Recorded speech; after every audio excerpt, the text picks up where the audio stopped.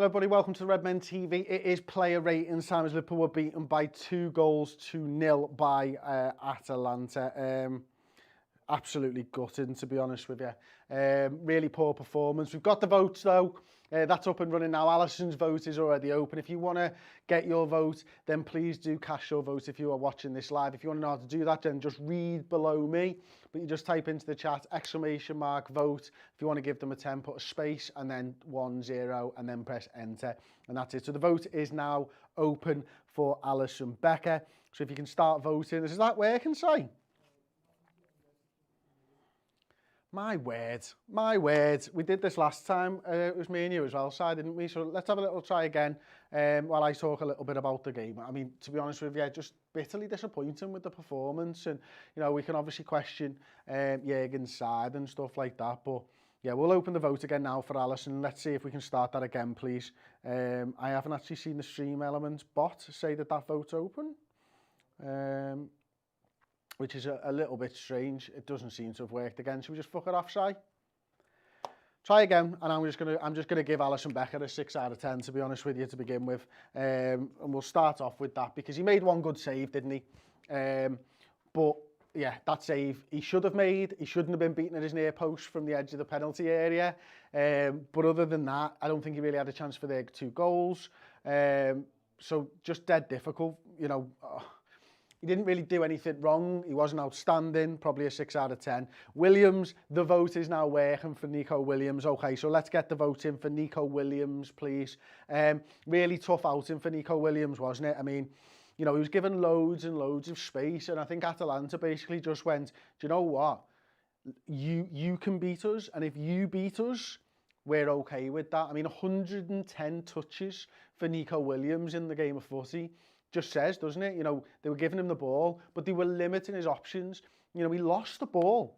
His possession lost stats 27 times. 27 times in a game, and this is not to beat him up or anything like that.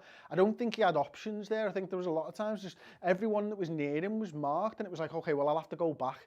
And when he was going forwards, he had a few crosses. One that I seem to remember more than anything was really overhit. Second half, I thought he attacked a little bit better, but I think it's fair. You guys have given him a 5. I give him a 5 myself, to be honest with you. So I think that's fair. I don't think there was good performances. I think there's going to be a lot of low marks. The Matip vote is now live. I was surprised. Well, I think a lot of people, were surprised that Joel Matip was even starting in this game. He obviously was playing alongside Reese Williams. Again, I don't really think he was at fault for any of the goals, Joel.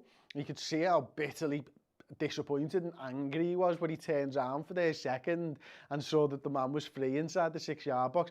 I personally would probably give Joel Matip around about a 6 out of 10. I mean, there was that mad press. I'd probably give him a 10 just for that when he's pressing on the edge of the area. There was a couple of errant passes, don't get me wrong, but these were passes that I think he had to make. With them giving Nico Williams space and him not really creating too much, there was a couple of times where Joel just decided to go, do you know what, I'm just going to play that ball and see if it can stick at maybe Salah's feet or Origi's feet, and it just was not able to do it. Got a few seconds left of the vote now, so keep them coming in. I can see, though, that 6 out of 10 has won, so I'm going to call it 6 out of 10 for Joel Matip. Which I think is absolutely spot on and fair as well. Reese Williams is the next one. So Reese Williams, the vote is open now, and a tough game, obviously. He comes in against Atalanta when we're playing away from home. We win the game 5-0. Everyone's raving about him. Completely different game for him tonight. He put up a couple of big lads up front, and they made it difficult. And I don't think he did particularly badly throughout the game. But when you're a centre-half and when you're playing for Liverpool Football Club, you're judged on your mistakes as much as what you do with the ball.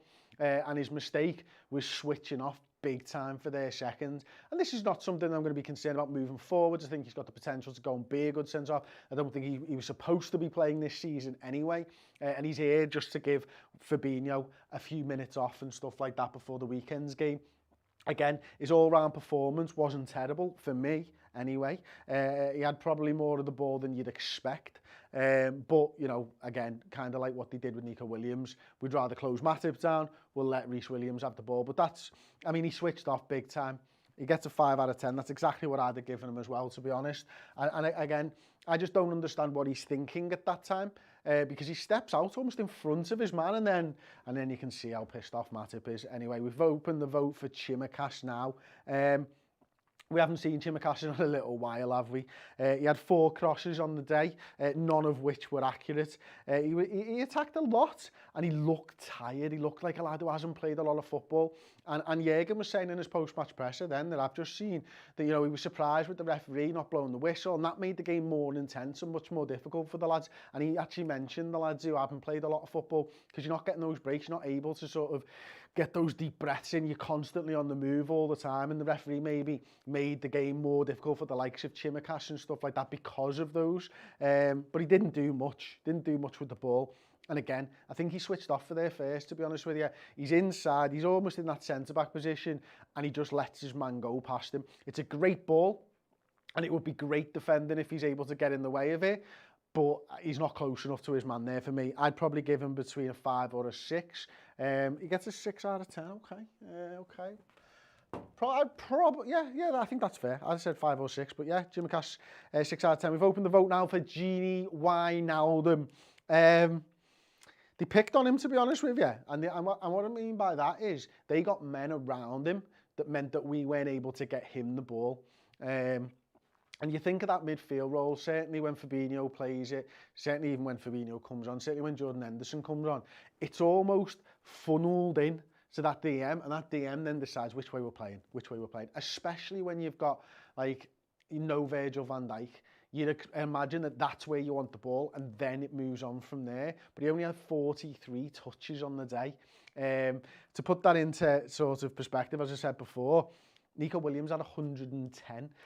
So I just think they got bodies around him and made it very difficult for him. Yeah, he only had 33 accurate passes from that DM position as well, which is, he's just not involved in the game enough, is he? And I don't think he was particularly good either. I'd be 5, maybe a 6, something like that, and you guys have given him a 6 as well, so we're absolutely fine with that. Moving on then, we've got Curtis Jones next. Curtis Jones' vote is now live. He had lots of the ball, lots and lots of the ball. Let me just see what I've got down here for his stats-wise. I think he had something, I've not written it down, but I think he had something like 88 touches. When I said that, Gini had 43 or something like that, then, more than double the touches of him. But again, and I think this applies not only for Curtis Jones, but also for James Milner. I don't think there was much ahead of him. You try and play the ball into Origi, it's not sticking. Salah wasn't involved in the game enough. And you could say that's the midfielder's fault, or you could say they're doing a number on the attackers and they're not able to get the ball to them. I think they did a really good job against our midfield tonight and made it really, really difficult for us. I don't think Jones was brilliant. I think he was much better against Leicester at the weekend. Personally, I see there's about 10 seconds left, something like that now on the vote. I would have had him around about a 5 or 6. I can see that the vote is now closing, and it looks like with 36% of the vote, he does indeed get a 5 out of 10. Not some great numbers when considering at the weekend here. We're opening the vote for James Milner right now, by the way. These were all 9s and 10s for the most part. Maybe this is what we should come to expect. One good game, one shit game, but it was terrible tonight, wasn't it? And James Milner, he did loads of work in this area when Chimikas was up here. And then that few times he gets into that sort of edge of the area and he's dinking and he's dunking and all that type of stuff, and he's trying to find something. They just defended the numbers and made it so difficult for us that he couldn't really get anything right. It was probably you actually, I'm loath to say this, you need a creative midfielder sometimes. And unfortunately, with those 3 tonight, we didn't have that creative midfielder. I had James Milner down as a 6 out of 10. I can see there's still a few seconds left. It's looking like 5's winning at the moment. I think his delivery from corners and free kicks was okay, although we didn't create loads from it. Again, Atalanta just did a number on the midfield, really, didn't he? So we'll call the vote there, and it looks to me like it's a 5 and 6 with a tie. Wow. Okay, so we'll go 5.5. That's the first time I've actually seen that when we've been doing this. Go ahead. 5.5 for James Milner. Fair play. We're opening the vote now next for Mohamed Salah. 1 shot, none on target for Mo Salah today. He did help out defensively. There was a few times when he wins the ball back on the edge of the penalty area in this sort of area here. But that's not where you want to see Mo Salah, is it? You want to see him with the ball at his feet, running at defenders and making things happen. And yeah, I mean, look, from the front three tonight, Salah had one shot, Mane had no shots, Origi had no shots. Tells you how good Atalanta were and how poor Liverpool were in the final third. You know, for all the possession that we had, we didn't create enough opportunities. We didn't get a shot on target at home in the Champions League against Atalanta, a team that we beat 5-0, and there's extenuating circumstances to the team, the workload that these players have been under. But judging it individually, on the game, Mo Salah wasn't good enough tonight. He was one of the ones that you'd be looking at, hoping he'd be a little bit fresher after having that little bit of extended time off because of the positive COVID-19 tests and stuff like that. I'd give him probably a 5 or a 6, but he gets a 4 out of 10. Jesus, wow, I did not expect him to get a 4 out of 10. Okay. We'll move on to Sadio Mane, a player that's been on fire for us for, I don't know how long now, but it feels like forever. Since he joined the football club, he has been an integral part of this side, and he's one of the reasons that we got to European champions, that we are the Premier League champions, that we are the champions of the world. And again, I think Atalanta did a little bit of a number on him tonight. You know, no shots, only 16 accurate passes during the course of the game, and he played the full 90 as well, which is a little bit baffling, to be honest with you. Like, he worked hard, don't get me wrong, but again, whenever he got the ball, 3-4 players, boom, like that around him, trying to stop him creating, stop him turning, stop him using his body. And again, they just played him really, really well. And there's times when you've just got to take your hat off to the other side, and I think this is one of those times. They weren't like magnificent tonight, Atalanta, but they were intense and they made it difficult for us, and they defended us really well, and they took their opportunities when they created them. And fucking hell, he gets a 3 out of 10. Jesus, I was going to give him a 5. Wow, bit of a mad one. I dread to think what Divock Origi is going to get if we've just given Sadio Mane a 3 and Mo Salah a 4, to be honest with you. And the Origi is open right now. No shots, 22 touches, only 9 completed passes, 3 dribbles, none of which were successful. And every ball that I seem to remember that went into Divock Origi's feet then ended up with Atalanta. And it's not his fault. He's not a centre-forward like a false 9, where you do expect him to be able to hold it up and bring others into play. But I think, for the most part, this is the reason, that he might be the reason that Salah and Mane weren't able to perform tonight. Because just how many times you're in Premier League games, whether it's Jota, Salah, Firmino, Mane, whoever, we're able to play those little 1-2s. None of that tonight at any point. Now, we're all of the opinion that Firmino is the glue that holds this front three together. And listen, you know, other lads can do that number 9 role. Mane can do it, Firmino can do it. We've seen Jota do it against Atalanta and get a hat-trick and stuff. We were not able to get the ball in and work with these players in the same way as if we had a Roberto Firmino in there. Not that Firmino did brilliantly when he came on, by the way. Divock Origi gets a 1 out of 10, and I think that's fucking terribly sly. I'd give him a 4 personally, but he gets a 1 out of 10. Next one we're opening up is Firmino himself. We're going to do Bobby, we're going to do Jota, we're going to do Fabinho, and we're going to do Andrew Robertson as well. So Firmino comes on. He was better than Origi. Not by much, is my notes on Bobby Firmino for this game. Again, you know, comes in, plays that number 9, should be high off that goal that he scored against Leicester, finally. And yeah, tough game to come into, but you'd expect Firmino to be able to come into a game like this and do something. Now, it's not helped by the fact that when we make our substitutions, we've just conceded the first goal. And it's not helped by the fact that before they've even got into rhythm, we're probably a second goal down. And then you're fighting a losing battle. And we weren't able to inject any sort of urgency into our performance at all, were we? As you give Bobby Firmino a 5 out of 10. And yeah, we'll open the vote now for Diogo Jota. And as I was saying, you know, we're not able to inject any sort of urgency into the game. It felt disjointed from the start. When the substitutions were made, it felt disjointed again. When Jota and everyone come on, as I say, it still felt disjointed. Now, for Jota himself, you know, gets the ball in this sort of area of the field, drives the ball. I'm like, yeah, we can a little bit more of that. Get a little bit more excited. Didn't really do much else. They just game passed them by, and the game passed everyone by, to be honest, didn't it? That's Bobby, that's Jota. Fabinho got stuck in. But yeah, just a bit wank wasn't it, all told? So Firmino's got a 5. I'd probably give Bobby a 6. I'd probably give Jota a 6 as well. But I can see right now that it looks like Diogo Jota it looks like 5's winning out on this one. I can see loads of people voting now, so thank you very much for joining in. If you do know how to vote, if you don't know how to vote, you just, right there, it tells you right there. When the vote's open, you get to cast your vote and give them a rating out of 10. So Jota, I'm going to call it right now, gets a 5 out of 10. So I'll put him right there. And then we're going to open the vote up straight away for Fabinho. And I was surprised that Fabinho came on at DM. I thought that Fabinho was going to come on at centre-half for Joel.